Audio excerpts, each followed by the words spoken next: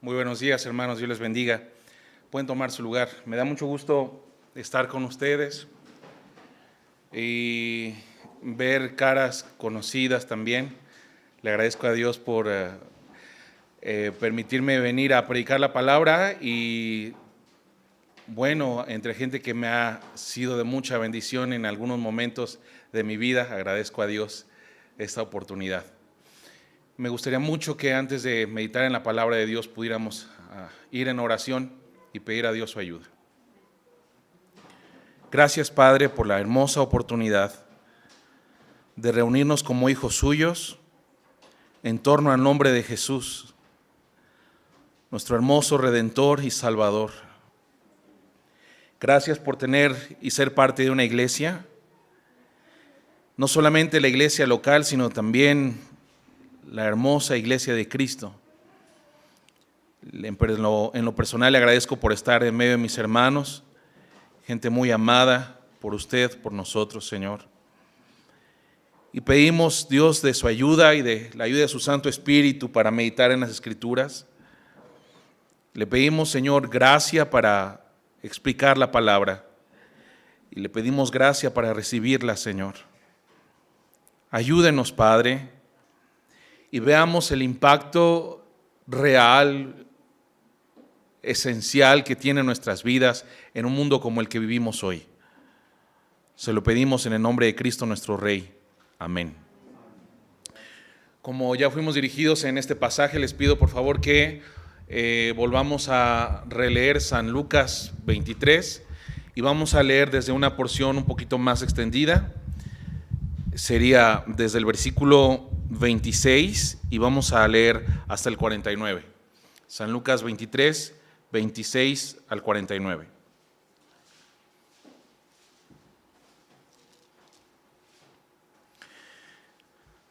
La palabra dice: y llevándole, tomaron a cierto Simón de Cirene, que venía del campo, y le pusieron encima la cruz, para que la llevase tras Jesús.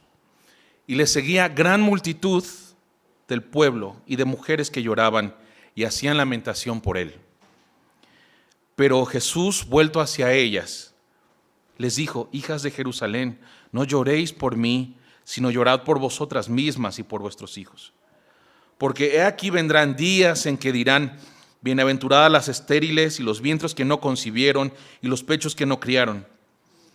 Entonces comenzarán a decir a los montes: caigan sobre nosotros, y a los collados: cúbranos. Porque si en el árbol verde hacen estas cosas, en el seco, ¿qué no se hará? Llevaban también con él a otros dos que eran malhechores para ser muertos. Y es de observar ahí la descripción de la gente, que la calidad, el tipo de personas que llevaron junto con Jesús. Y es muy interesante el notar que Jesús es crucificado en medio de ellos a manera de castigo público, obviamente la cruz, pero una exhibición de la maldad de estos tres. Alguno de ustedes recordará que cuando venció finalmente la República en México en la intervención francesa de Napoleón, cuando finalmente el ejército de Juárez toma a la cabeza del gobierno de Maximiliano, pues Maximiliano es el que es puesto en el centro para ser fusilado. Cede su lugar, pero en el centro es el lugar de mayor escarmiento público en este caso. Así que llevan a otros dos, dice el versículo 32, para ser llevados, malhechores, para ser muertos. Cuando llegaron al lugar llamado la Calavera, de la Calavera, le crucificaron allí, y a los malhechores, uno a la derecha y otro a la izquierda. Y se cierra un ciclo social aquí, pues de castigo. Y es necesario meditar en los eventos antes de la crucifixión para poder entender esta escena, este momento culmen. Nuestro Señor Jesús entra a la ciudad de Jerusalén el domingo anterior a este viernes en el que es crucificado, y entra de una manera hermosa, gloriosa, si bien humilde, porque así era nuestro Señor y así es nuestro Salvador. Entra como rey porque lo es. Se cumple entonces el Salmo 24, que se abran las puertas antiguas porque entre el Rey de Gloria. Pero es interesante y un mensaje político demasiado fuerte. Ustedes saben que Judá no estaba en ese tiempo gobernada por uno de los hijos de Herodes, sino que dependía directamente de Roma a través del gobierno romano, del gobernador, en este caso, Poncio Pilato. Así que Roma tiene su pie de una manera muy fuerte en la ciudad de Jerusalén. ¿Cómo es posible y cómo uno se puede explicar que entre un hombre proclamado rey a la ciudad de Jerusalén y que la ciudad con su gobierno bien establecido se mantenga pasivo? Es un mensaje político. Es una acción política. Además de que a Jerusalén por cientos de años no había entrado un hombre proclamándose rey sin que esa entrada fuera castigada, obviamente. El gobierno romano está presente. ¿Cómo es posible que no se haya desplegado la unidad militar que estaba en el corazón de Jerusalén para que se le impidiera a Jesús la entrada a las puertas de la ciudad? Pero más allá, Jesús no solamente entra a Jerusalén, sino que va al mismo corazón de la nación. Se le ha proclamado rey el hijo de David, y el mensaje de la proclamación va acompañado de un mensaje antiguo, profético, un mensaje divino. El hijo de David, Hosana, el hijo de David, es decir, Jehová sálvanos hoy en el hijo de David que es recibido como rey. Así que Jesús llega al mismo corazón del país, de la nación, al templo. Entendamos que al lado del templo, al costado, por las revueltas religiosas que se hacían en el templo en días tan especiales como la Pascua, había una guarnición romana llamada la Antonia. En el momento que alguien hiciera una revuelta ciudadana y religiosa, las tropas romanas bajaban y deshacían, literalmente aplastaban a muerte a los que hicieran tales manifestaciones. ¿Por qué cuando Jesús llega a las puertas de Jerusalén nadie se lo impide a quien es recibido como rey legítimo? ¿Y por qué cuando llega al templo no hay soldado romano, no hay mando militar que ordene que a Jesucristo de Nazaret se le detenga? Es en verdad un momento de gloria, de realeza y cumplimiento de las profecías que se dieron antes, por las que no hay poder cívico o militar o religioso que detenga al verdadero rey que llega a su pueblo. Los religiosos muy avergonzados y muy humillados, en otro día de esta semana se atreven a preguntar al Señor Jesús con qué autoridad. Pero tendríamos que entender su actitud como la de un animal, un perro que con miedo y con enojo medio ladra con la cola entre las patas. Porque ni bien le responde el Señor, por causa de la dureza de ellos, no quieren recibir ni reconocer la autoridad de Cristo y tienen que retroceder ante su intento de preguntar la legitimidad de la autoridad con la que Jesús hace estas cosas. Ha limpiado el templo, les ha quitado su negocio y ellos no pueden levantar una mano.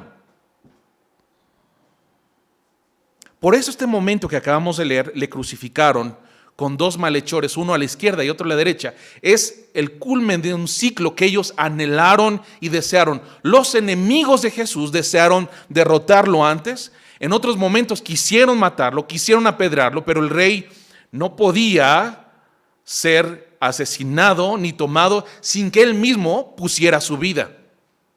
Lo que está ocurriendo en este momento. Lo que ellos tanto desearon ahora lo están viendo y lo están avergonzando públicamente. Como Jesús dijera, este es el momento de las tinieblas. Por eso ponen a dos malhechores, uno a su izquierda y otro a su derecha, haciendo énfasis, intensificando su victoria y su burla sobre el Señor Jesús. la dignidad hermosa de Cristo, su persona santa y hermosa, sufre estas cosas. No solo la cruz, no solo los clavos, porque de una manera tan presta y tan súbita el texto dice, lo crucificaron allí. No se abunda en los detalles, no hay un detallamiento explícito de los suplicios del momento de ser crucificado. Simple y llanamente se dice, le crucificaron allí.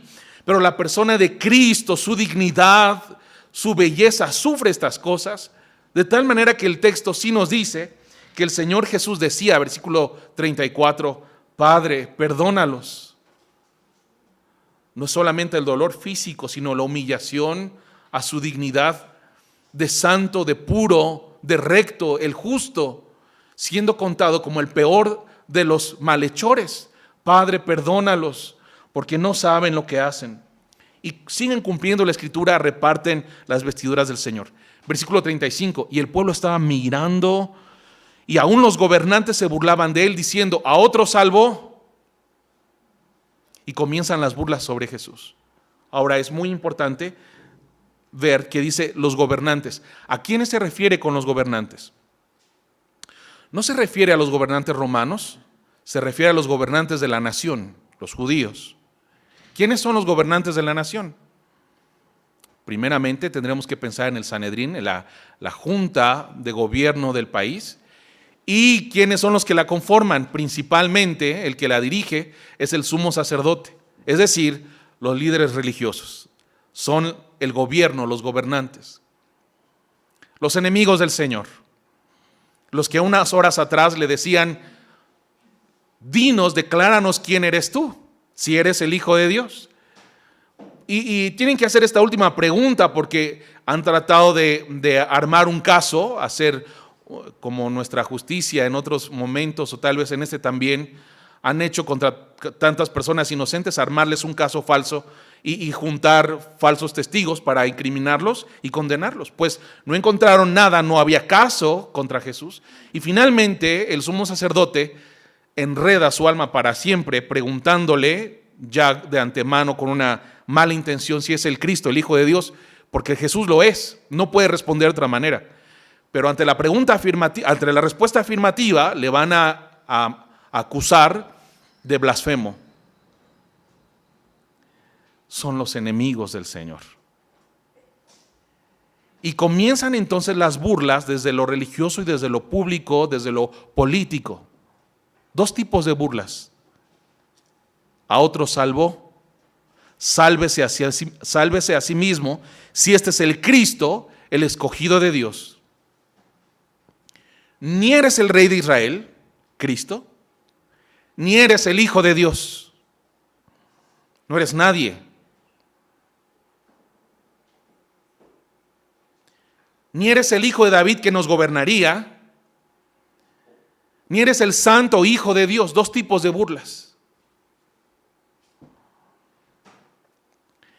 Estas burlas no solamente son de los enemigos terrenales de Jesús. Nosotros tendríamos que recordar la misma naturaleza del tipo de burla que se levanta contra el Señor aquí. En otro momento, si eres el Hijo de Dios, di que estas piedras se conviertan en pan.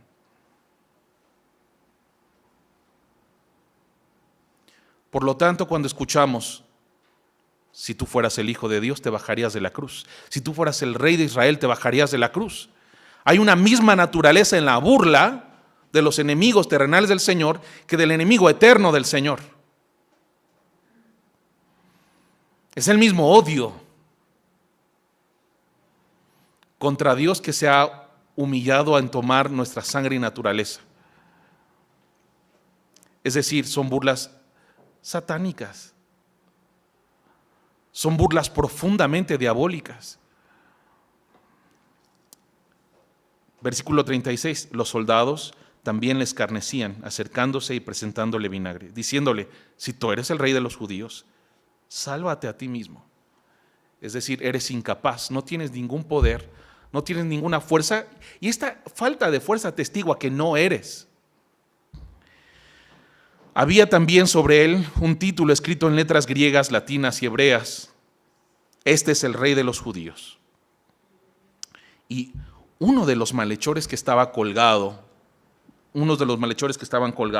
le injuriaba diciendo: si tú eres el Cristo, sálvate a ti mismo y a nosotros.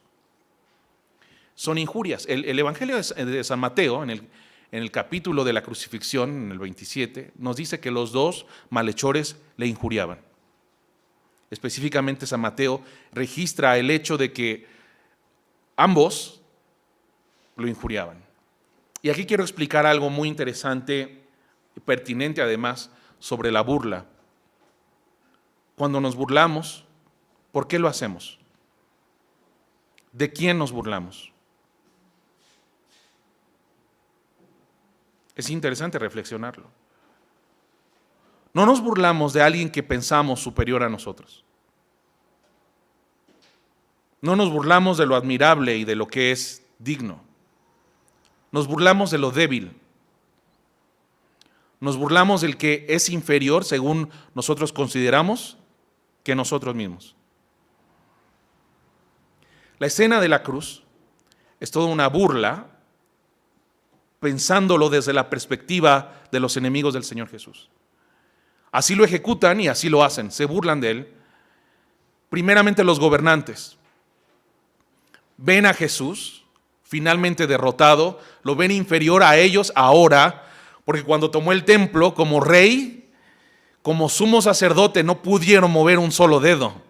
Jesús tomó el control total del templo, de forma tal que, dice la Escritura, no permitía que nadie cruzara el templo de manera indigna. Pero ahora lo ven derrotado y se burlan de él. Es tal su burla y es tal la debilidad que se ve en Jesús, que también los mismos soldados se burlan de él. Es decir, se ve aquí a alguien burlable, se ve aquí a alguien vulnerable. Jesús se convierte de repente en la persona, en el objeto de las burlas de todos, porque es posible burlarse de él. Porque es débil, porque está indefenso, porque está derrotado y fijado a la cruz. Una cosa es que los gobernantes se burlen y otra es que ahora los soldados también se burlen. Pero lo que es el colmo ahora es que los malhechores, los que son moralmente en un estatus social más bajo que Jesús, ahora tengan el ánimo también ellos de burlarse de Jesús, estando en la misma condición. ¿Has pensado en alguna circunstancia en la que una persona de una condición miserable por su conducta se burle de ti? ¿Lo soportarías? Este es el caso del Señor Jesús, nuestro Salvador, en este momento. Tal vez tolerarías la burla de un gobernante, tal vez, de alguien que está en el gobierno. Tal vez tolerarías la burla de algún vecino. Pero que un vagabundo o ladrón se burle de ti, ¿quién eres? ¿Te consideran más bajo que ellos? Estás en el fondo social, de tal manera que alguien despreciable se puede burlar de ti.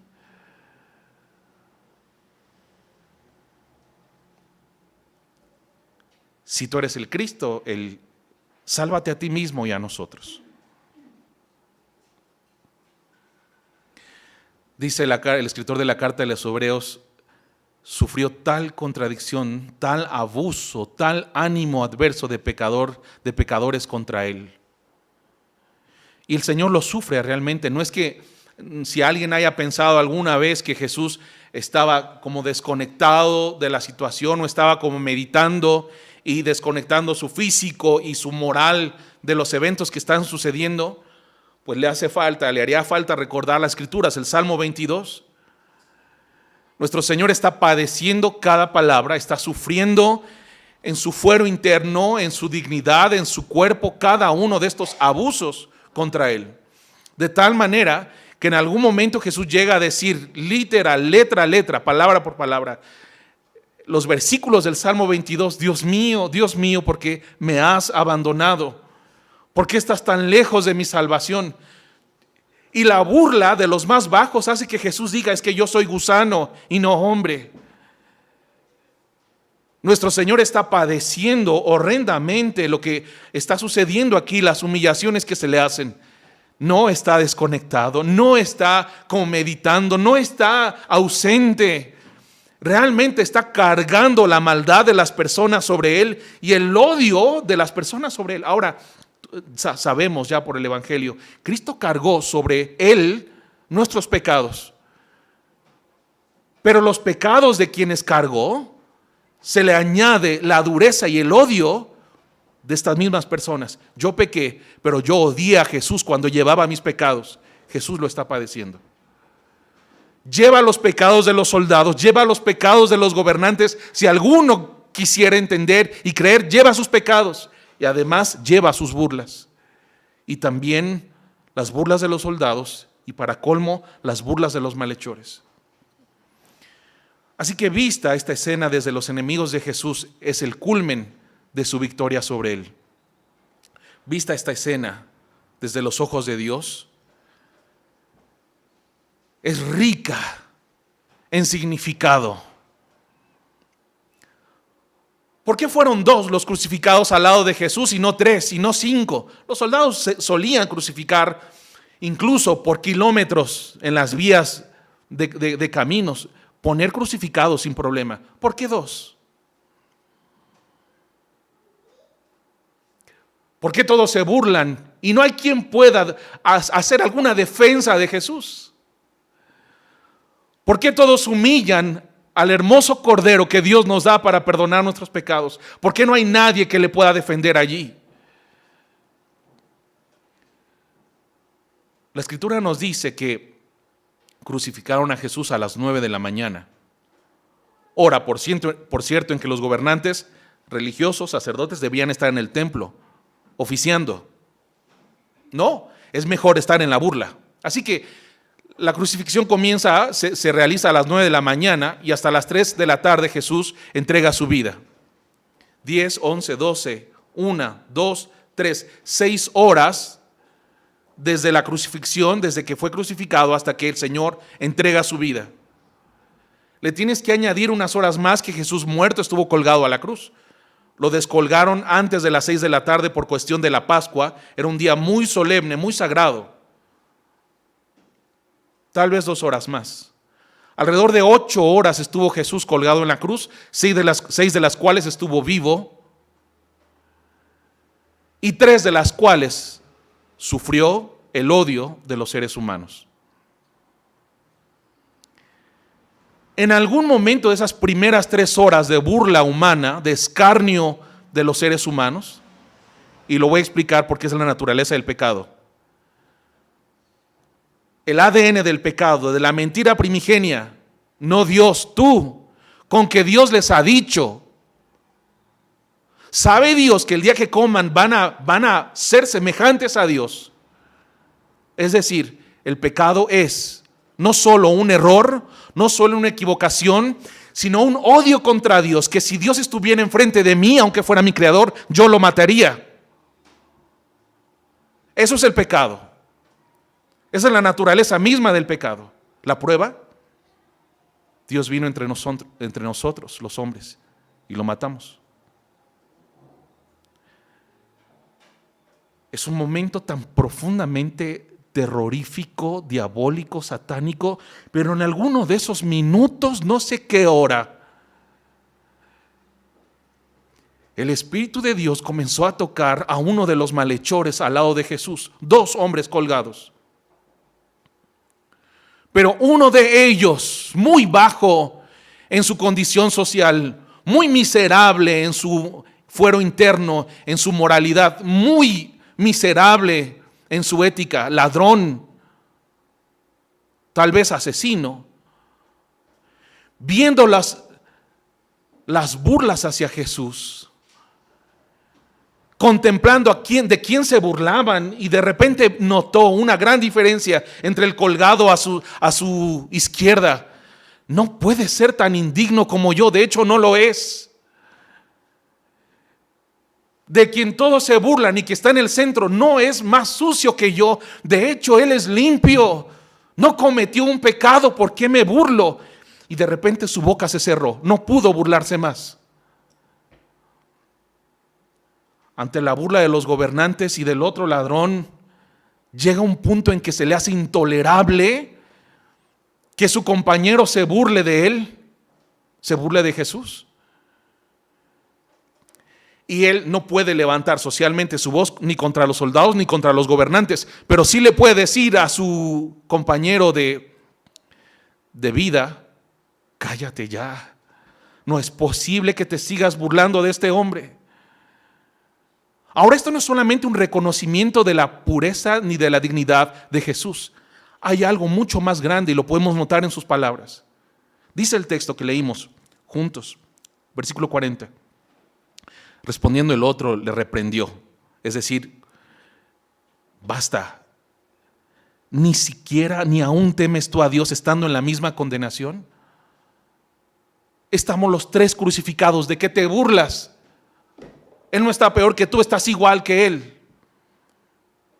Ahora, hay un entendimiento aquí del por qué Él está colgado. Porque el otro se burla y si tú eres el Cristo, bájate y bájanos. Es decir, este tipo de comportamiento insolente del que no reconoce que está recibiendo lo que merece.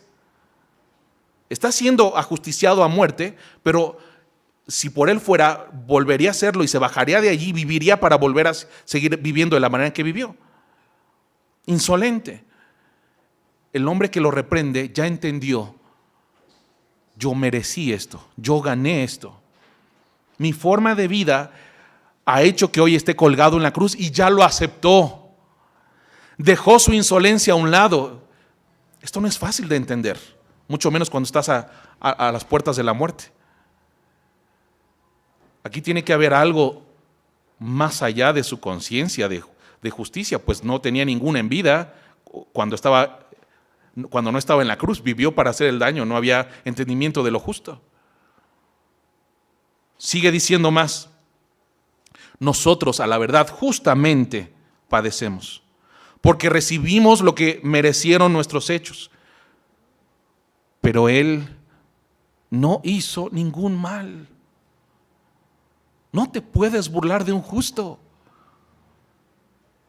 Mucho más profundo, las siguientes palabras. Le dijo a Jesús, ahora voltea a Jesús: acuérdate de mí cuando vengas en tu reino. Es para conmover. Es increíble que en ese mismo momento en el que el hombre le muestra su odio a Dios, el odio del pecado, el odio del pecador, el Espíritu Santo siga obrando en alguien así, para hacerle entender quién es el Hijo de Dios, el Salvador del mundo. Es increíble que el Dios de amor siga amando a quienes lo odian en ese momento en que el hombre mata al Hijo de Dios. Su mente se aclaró, pudo ver al que estaba a su lado y no solamente dijo: no es más malo que yo, es bueno, es justo. Pero de ahí a decir: tú eres el Cristo, el Hijo de Dios, aquí hay un abismo que solo el Espíritu Santo puede hacer. Que solo el Espíritu de Dios, que da vida a los muertos, puede lograr en un hombre pecador. El que da vida a los muertos le dio vida a este hombre para hacer una declaración pública en un momento crítico. Porque si bien no puede decir nada a los soldados ni a los gobernadores, allí hubo alguien que defendió y tomó la causa de Jesús. Es increíble. Pocas personas defendieron a Cristo en alguna vez. José, su padre, cuando Jesús era bebito, lo libró de Herodes. Una mujer que cuando Jesús es humillado en una cena y maltratado, ella entra para ungir a su Señor.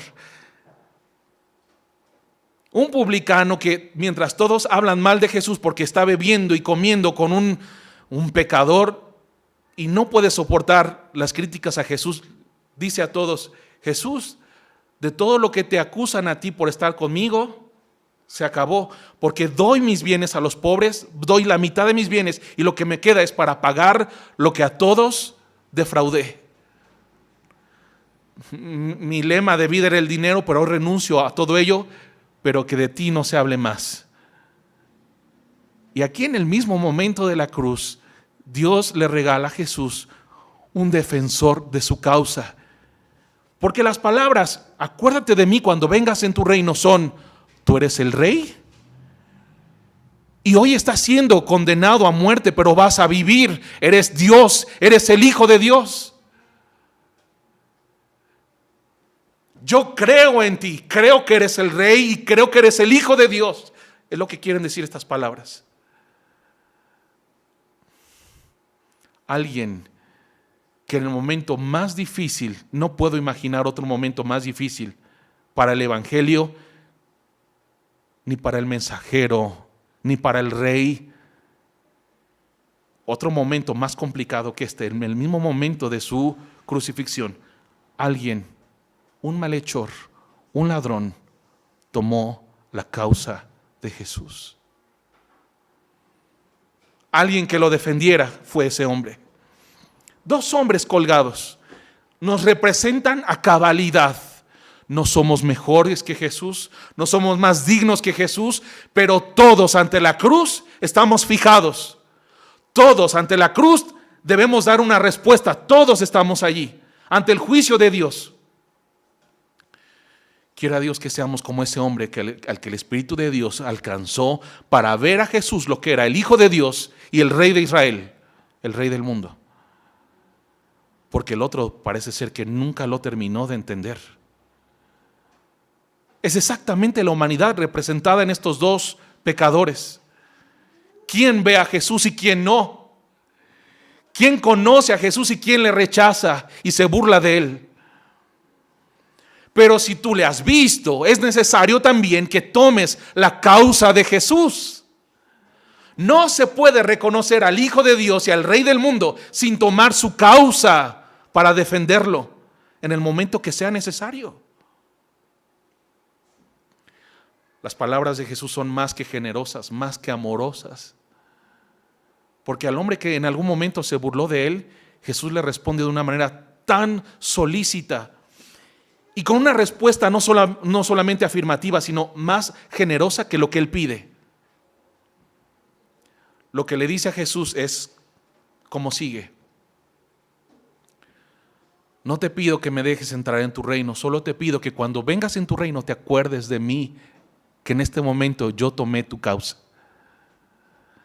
No te pido que me salves de este momento, solo te pido que me recuerdes cuando vengas en tu gloria y en tu poder, solo que te acuerdes de mí.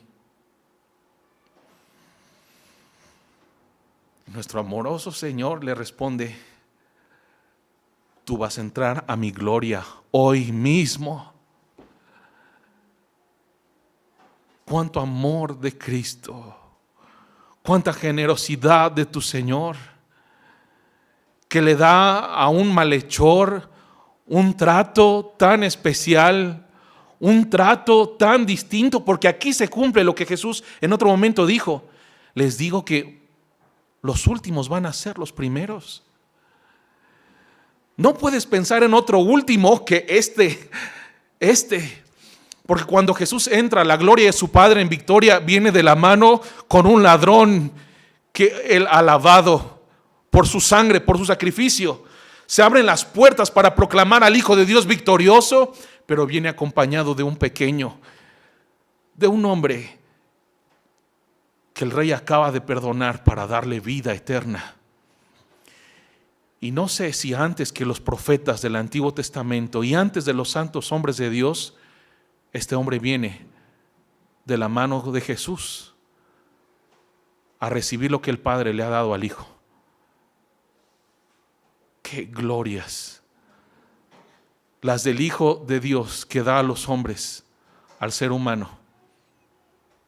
¡Qué salvación tan generosa para que sea notorio a todos que ninguna obra pudo hacer ese hombre! No tuvo vida para enmendar los errores que había cometido, no tuvo nada, ninguna dignidad lograda después de haberse arrepentido. Lo único que tuvo fue gracia del Hijo de Dios, para que sea evidente a todos que no es por obras y que la gloria es del Señor Jesús.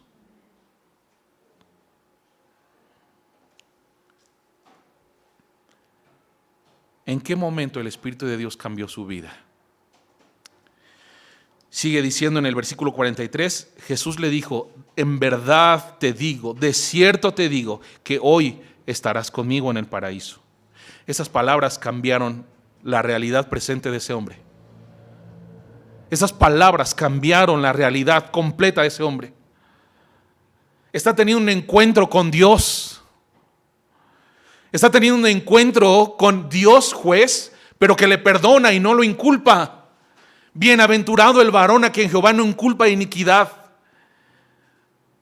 Este hombre está siendo lavado en la sangre del Cordero en primera fila. El Cordero está derramando su sangre allí por él. Yo quiero recordarles algunas palabras que cambiaron la realidad de las personas.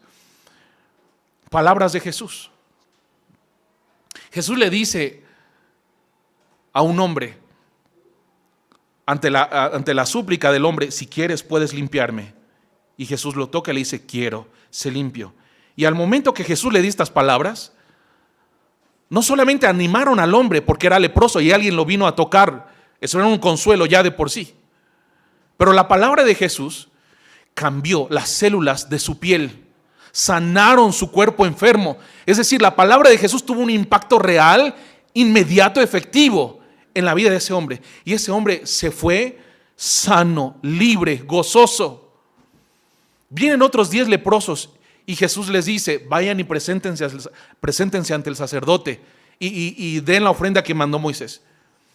Y se voltean a ver los 10 y dicen: pues no nos sanó, nos mandó que nos fuéramos, pues vámonos. Y mientras se fueron sanados. ¿Cómo cambió la realidad de esos hombres? Uno solo vuelve a darle gracias. Hay un hombre que viene a Jesús a decirle: Señor, mi hijo está muy enfermo. Pero el hombre viene de viaje, ya ha viajado un día, son 2 días de viaje. Y Jesús le dijo: en este momento tu hijo es sano.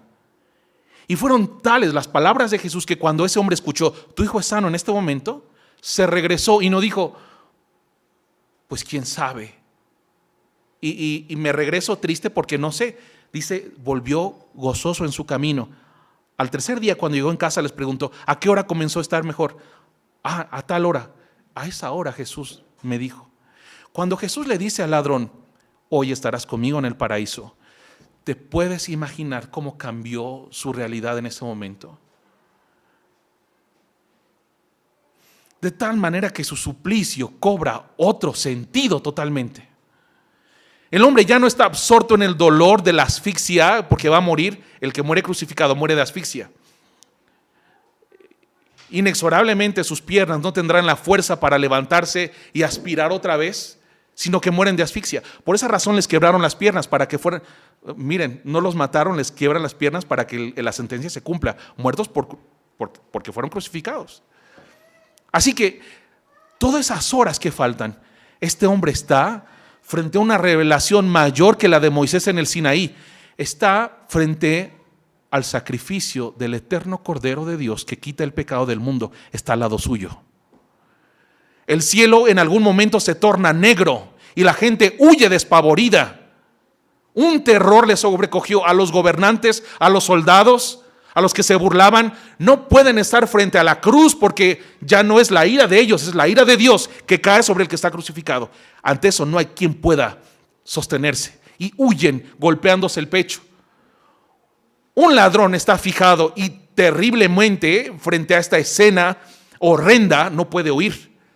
Pero el otro perdonado está mirando a la gloria de Dios, que recae la eterna justicia sobre el Cordero. Está en primera fila ante el momento que cambia la historia del ser humano. Está ahí frente a Jesús. Salvo, perdonado para siempre. Moisés no tuvo esa oportunidad de estar en un momento así. Ningún otro hombre ni profeta tuvo lo que este hombre está viendo. Estar frente al altar del sacrificio donde Jesús da su vida y ser perdonado.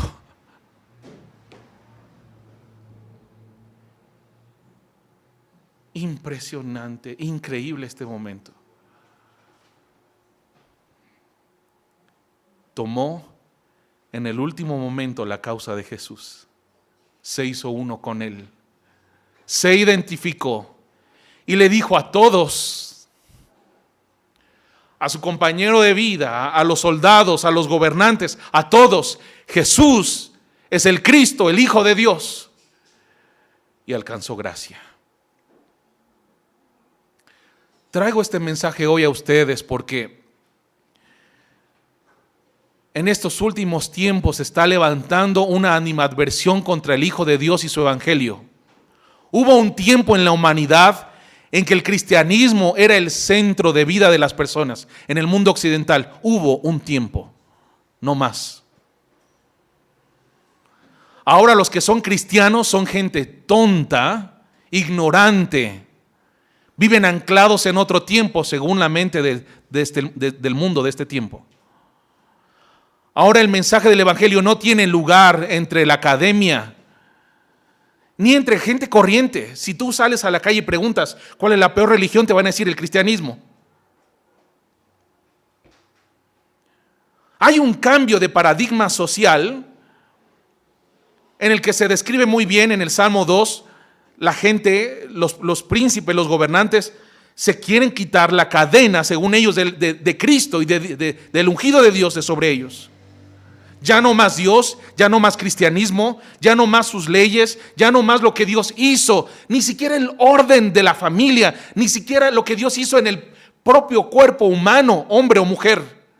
No más Dios, ni más familia, ni siquiera más lo que mis genes dicen, ni que lo que mi cuerpo dice. Todo lo opuesto a lo que Dios diga se va a hacer. Si Dios dijo mujer cuando nací, cuando fui concebido, cuando fui concebida, la gente de este mundo dirá: no, yo soy lo que quiera ser. Voy a cambiar mi sexo si es necesario. Si Dios dijo familia, la gente dice: no familia, no hijos. De tal falta de afecto natural que increíblemente pueden perdonar la vida a un perrito, pero no a un bebé.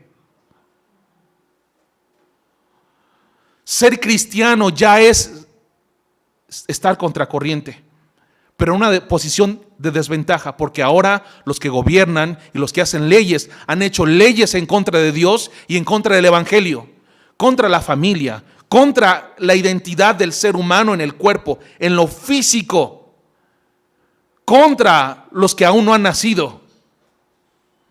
Y quien está en contra del aborto y quien está en contra de las leyes que van en la teoría de género están equivocados. Este mismo mes, un diputado del partido que gobierna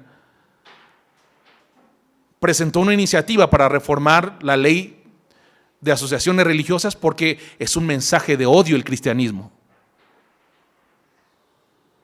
Es decir, el mundo está contra Cristo. El mundo está contra Cristo, intelectualmente, conceptualmente, políticamente, legislativamente. El mundo está contra Cristo. Y entonces, ¿qué hay de los cristianos? Porque si a nosotros el Espíritu de Dios nos abrió nuestro entendimiento y nuestro espíritu para ver a Jesús, Hijo de Dios y Rey, no puedo quedarme callado. Debo tomar la causa de Cristo. Debo tomar la causa de Cristo, primeramente en mi persona, cuando eres presionado, presionada a hacer lo que no eres. Saca esas mentiras de tu mente. Tú has tomado la causa de Jesús. Si Jesús es tu Dios y es tu Rey, entonces se requiere una postura política de acuerdo a lo que el Espíritu de Dios te ha dado. No puedes estar a favor del aborto, no puedes estar en contra de la ley que Dios ha puesto en tus genes, no puedes estar en contra de la vida ni de la familia. Son las causas del Hijo de Dios. Y si eres un jovencito, un estudiante, una estudiante, rechaza esas mentiras del diablo contra ti. Tú eres lo que el amoroso Salvador hizo de ti, no lo que la mente perdida provoca en el extravío. Tú eres lo que el amoroso Salvador deseó de ti. Tú eres un hombre o una mujer según lo que el Señor hizo en ti. Y si Dios te hizo hombre, es para que hicieras, para que dieras hijos para Dios. Y si eres una mujer, eres para hacer una descendencia para Dios, conforme a su palabra en el libro de Malaquías. Porque busca una descendencia de hijos de Dios. Eres esto. No lo niegues, no lo rechaces. Es la herencia y es el abrazo de Dios en ti, a través de ti. Es de esta manera preciosa en la que se dice: Jesús, hijo de David, hijo de Abraham, hijo de Adán, hijo de Dios. ¿Quién eres? Si no soy hijo de Dios en su creación, tengo la impronta y la marca y la firma de Dios en mi persona. Y la marca que mis hijos tendrán a través de mí los conecta con su Creador.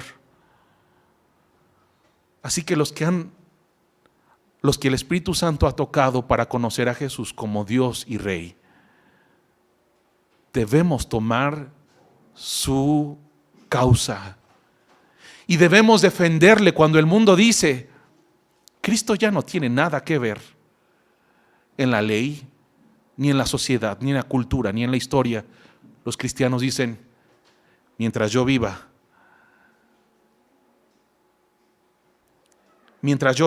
aquí hay testimonio. Y el ladrón le habló a uno igual que él. ¿Todavía no temes a Dios estando en la misma condición? Lo que te conmina decir a la gente igual que tú. No, Cristo sigue siendo Rey. Cristo sigue siendo Dios. Cristo es el que ha ordenado lo que hay, porque de Él somos, en Él nos movemos. Es el Señor de todo lo que existe y también puede ser tu Salvador. Mientras tú vivas, si Cristo es tu Señor, si Él ha perdonado tus pecados, entonces Él debe tener testimonio fielmente, valientemente de lo que ha hecho en ti y de lo que puede hacer en otros. Si hay un momento difícil de la historia reciente, es este. El Espíritu Santo le ha dado a Jesús defensores del Evangelio. ¿Puedes tú identificarte de esta manera? Si hay un momento difícil, más bien tendremos que decir otra cosa. Habrá momentos más difíciles, más adversos, más oscuros que este.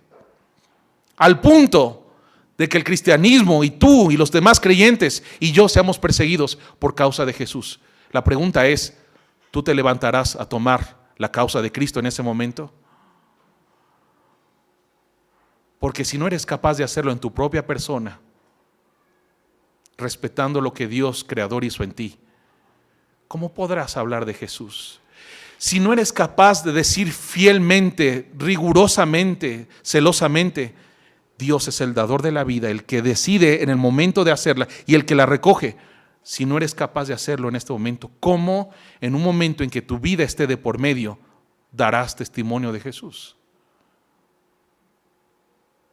Quiero decirte hoy, aunque suene de una manera tan terrible, no somos mejores que nuestro hermano que fue puesto al lado de Jesús en la cruz. Y digo hermano porque fue lavado con la misma sangre que tú. No somos mejores que él. Pero sí hay mucho que ver de este cristiano que nos duró tan poco tiempo. Un testimonio de vida hasta la muerte. Tomó la causa de Jesús. Quiero retarte a que abraces lo que Dios ha hecho en ti, en tu cuerpo. Quiero que abraces el orden que Dios ha puesto en la vida humana y en la familia y en la sociedad. Abrázalo y defiéndelo.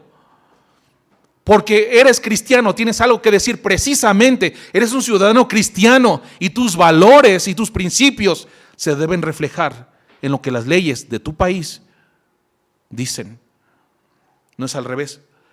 Te dicen: tú no tienes nada que decir porque eres cristiano. Precisamente porque soy cristiano, defiendo la causa de Jesús. Los valores de mi país deben de reflejar lo que Dios ha hecho en la humanidad. Los valores de Dios, el designio de Dios debe ser reflejado en mi persona, abrazando lo que Dios hizo de mí. Da testimonio.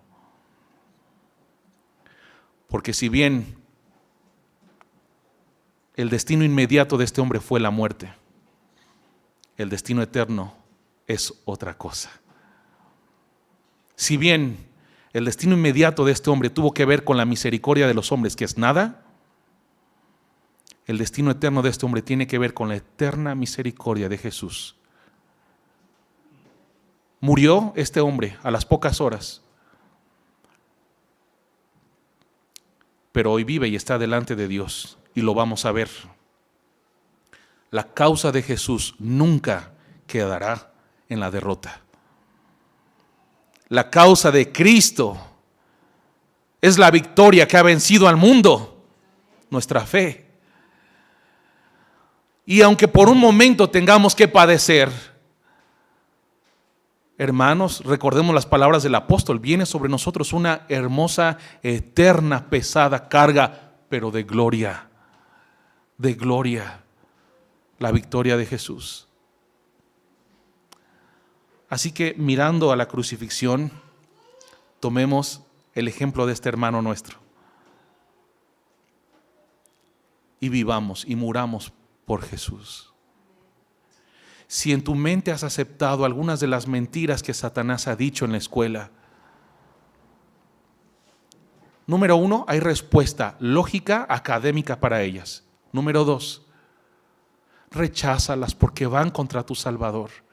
No hay compatibilidad entre lo que este mundo enseña y Cristo. No hay. Por amor a Jesús, al que te salvó y murió por ti y resucitó por ti y venció por ti, rechaza este adoctrinamiento, rechaza estas mentiras, recházalas.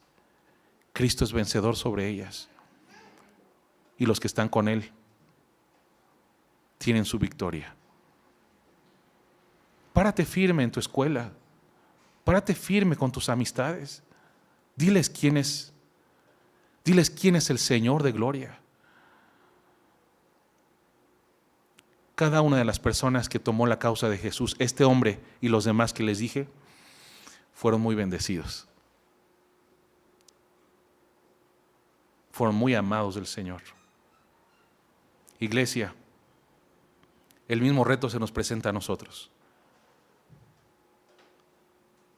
Modelo tenemos, ejemplo tenemos, y el poder del Señor está con nosotros. Su glorioso Espíritu. Vamos adelante, que es necesario. Es necesario. Les invito a estar en pie y que oremos esta mañana al Señor y le pidamos esta gracia, esta fortaleza, esta valentía. La fe en su aspecto político, social. Seguimos siendo cristianos. Bendito Padre, damos gracias este día. No hay nadie como nuestro Señor Jesús. No hay nadie tan glorioso, tan bueno, tan justo, tan hermoso. Y siendo quien es, se interpuso entre su justicia y nuestro pecado. Entregó su vida hasta la muerte por salvarnos. Y una vez más y todavía más, no hay nadie como Jesús por esto. No hay nadie como Jesús que quiera morir por un pecador, que quiera morir por un malhechor, y que hoy resucitado esté a tu diestra, Padre, y Él mismo, Jesús, ore por mí, ore por nosotros. No hay nadie como Jesús. No hay nadie como Jesús. ¿Cómo podré callar? ¿Cómo su iglesia podrá permanecer callada en debilidad, en temor? ¿Cómo su iglesia puede ser cobarde? No, Señor. El amor de Cristo mueve nuestras entrañas, pensando que si Él murió por nosotros, entonces nosotros en Él vivimos para ser testigos suyos, para hablar de su gloria, de su poder, de su redención. Señor, denos gracia, poder, valentía de defender a nuestro amado Señor Jesús, de tomar su causa. No existimos por nosotros mismos y no pudimos tampoco salvarnos. Somos pueblo tuyo, ovejas de tu prado, comprados por sangre. Señor Jesús, somos tu iglesia. Te amamos. ¿Quieres orar conmigo diciéndole: Señor Jesús, soy tu hijo para darte gloria? Señor, tomo tu causa. Bendice mi mente, bendice mi cuerpo, bendice mi espíritu. Soy tuyo y lo que tú hiciste en mí. Señor, amo lo que tú haces y la vida que tú das y la familia que tú has hecho. Señor Jesús, soy cristiano y ciudadano de este país. Defiendo tu causa y te doy gloria. Para este tiempo me has dado la vida. Espíritu Santo, dame poder. En el nombre de Jesús. Amén. Amén. Amados hermanos, el Señor nos bendiga y la palabra en nosotros sea real. Lo que hemos visto hoy, el Señor te dé fuerza para ser testigo de Jesús, tomar su causa. Dios los bendiga. Buen día.